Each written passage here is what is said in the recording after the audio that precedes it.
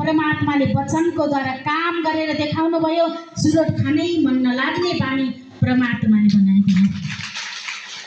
त्यसकारण यस्तै कोही समस्याहरू छ भने अब यो गवाईलाई लिएर विश्वास गर्नुहोस्। कति बानी हुन्छ नि त, कोही मान्छेलाई झट्टै पीडाहरू सुनाइहाल्न नि सक्दैनौँ अनि देखाएर खान नि सक्दैनौँ। बानी कति हुन्छ कि कसैले त देखाएको छैन, सुटुक्क खाइदेऊ न, होइन? अघि हाम्रो म्यामले गवाई बताउनु भयो, संसारको आफन्तसँग गुनासो पोखेको अलिकति त खानु भनेर के देखाउनु भयो? सुन्नुभयो कि नै हजुरले? हजुरहरूले सुन्नुभयो राम्रोसँग? गवाई यस्तो टाठो भएर सुन्नुपर्छ। प्रत्येक शब्दबाट हामीले शिक्षा लिएर हामी अगाडि बढ्नुपर्छ। ईश्वरका आत्मा र संसारका कुरा कति फरक छ। त्यही भएर ईश्वर उच्च हुनुहुन्छ, ईश्वर उत्तम हुनुहुन्छ।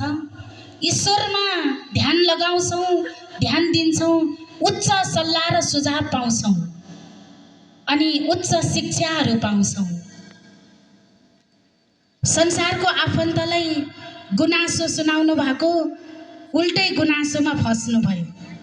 अब रक्सी खाइसी के होला त? रक्सीको मातमा आज थोरै खायो, भोलि अरू खान मन लाग्छ।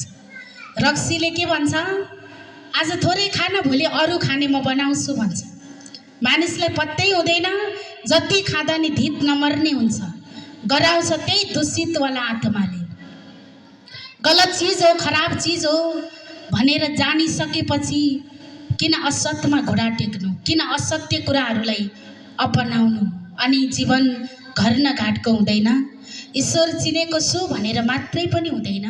हामीले सही तरिकाले वचनहरूलाई प्रयोग गर्न जान्नुपर्छ। त्यही टाइममा परमेश्वरसँग कुरा गरेको भए हुन्थ्यो। बरु पिता के गरौँ, कसलाई भनौँ, कता जाउँ, को द्वारा तपाईँले मेरा लत्रेका मनहरूलाई उत्साहित बनाउनुहुन्छ?